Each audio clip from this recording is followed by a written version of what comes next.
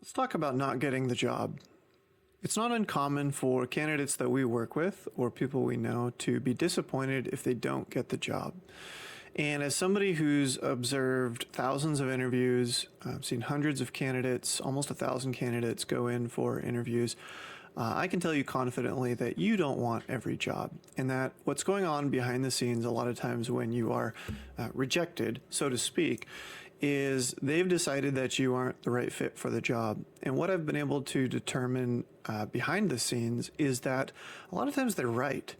And while I understand it doesn't feel good to be rejected, so to speak, I've actually started thinking about it in different terms, which is you can't always know all the reasons, but they're trying to make the best decision for the organization. And if they make a good decision for the organization, it's likely also in your best interest. Meaning, let's say you won every job or got every job that you went and interviewed for.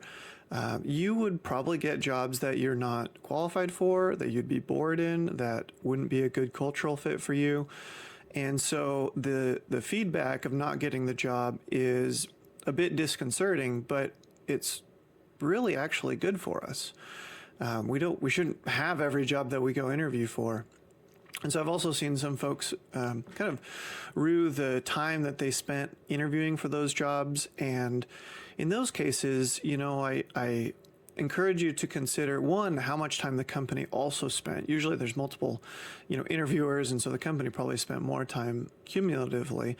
But also, you have to have the conversation to decide together what's possible, right? So whether or not the position was offered to you, you have to get to know them, right? And it's a little bit like saying, if you have a friendship that goes sideways, that you regret all the time that you invested into that friendship. And it's unfortunate, but it's also part of getting to the point where you can make that decision as to whether or not the friendship should move forward. Interviews are the same way.